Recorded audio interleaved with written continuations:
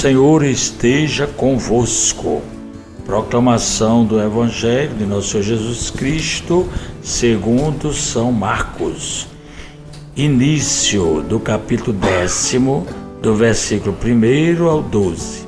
Naquele tempo, Jesus foi para o território da Judeia, do outro lado do Rio Jordão. As multidões se reuniram de novo em torno de Jesus, e ele, como de costume, as ensinava. Alguns fariseus se aproximaram de Jesus. Para pô-lo à prova, perguntaram se era permitido ao homem divorciar-se de sua mulher. Jesus perguntou: "O que Moisés vos ordenou?" Os fariseus responderam: "Moisés permitiu escrever uma certidão de divórcio e despedi-la." Jesus então disse: "Foi por causa da dureza do vosso coração que Moisés vos escreveu este mandamento.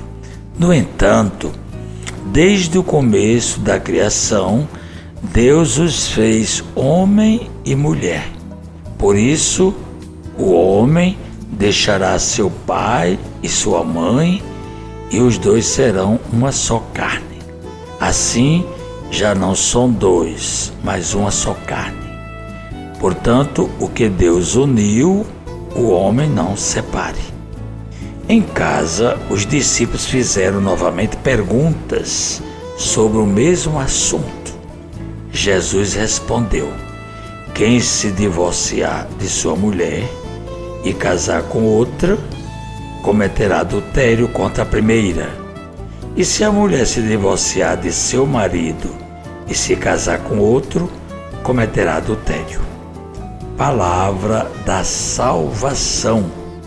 Caríssimos ouvintes da 91.9 Rádio Rural, do nosso YouTube e do nosso Instagram. De novo, nós estamos diante de uma questão tão antiga como tão nova e tão discutida e tão incompreendida, que é justamente o divórcio. E o Evangelho de São Marcos, ele começa a mostrar que Jesus está deixando a Galileia e concluiu o seu ministério, a sua pregação, o seu ensino, os seus milagres, e agora ele vai tomar um novo rumo.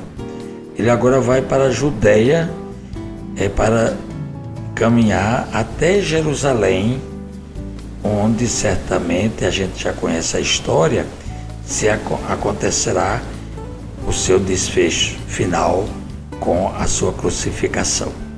E a gente viu pelo Evangelho, a gente já discutiu até hoje, que Jesus foi muito aceito, reconhecido, como mestre, como sábio, apesar da admiração de muitos acharem que ele era de Nazaré, filho do carpinteiro, mas sua fama chegou a atingir muitos lugares. E agora na Judeia, Jesus vai encontrar novos desafios e provocações pela parte dos fariseus. Inclusive a primeira questão é esta, a primeira prova: o divórcio é lícito ou não? Onde é que a gente encontra na Bíblia?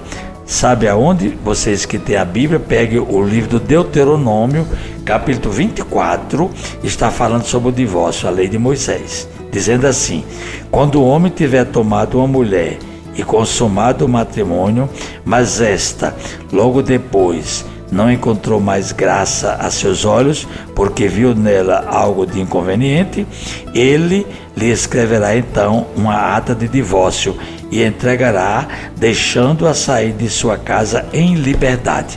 Está na Bíblia, Foi a carta de Moisés. Jesus retomou isso. Mas o que foi que Jesus explicou? Que Moisés deu essa carta por conta da dureza do coração. Mas no início não foi assim. Porque conforme diz aqui João Crisóstomo, Deus, se quisesse, teria criado muitas mulheres, para um homem, mas apenas uniu a mulher ao homem pelo casamento, mas também ordenou que este deixasse os pais e se unisse à sua mulher. E por isso segue. Deus disse a Adão: por isso deixará o homem seu pai e sua mãe e se juntará à sua mulher, fazendo conhecer pelo próprio modo de falar a inseparabilidade do matrimônio, uma vez que disse que se juntará. Agora, em vez de ficarmos discutindo o divórcio, por que nós não trabalhamos como ensina São Paulo, numa de suas cartas, a carta, por exemplo, aos Efésios, que o homem deve saber que o seu casamento é uma prova de amor, e que ele amando a sua mulher está amando a sua própria carne. E quem encontra um amigo fiel encontrou um tesouro. Assim, quem se casa deve saber que sua esposa é fiel e é como para ele um tesouro escondido que ele encontrou. Então é mostrar a parte positiva do matrimônio.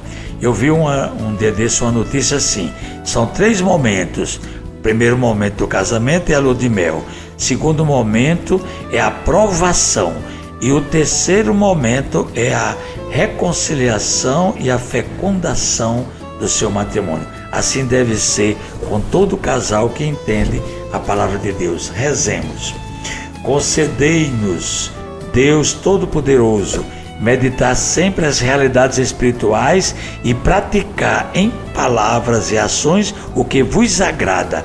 Por Cristo nosso Senhor. Amém. Acabamos de ouvir São Marcos, capítulo 10, do versículo 1 ao 12.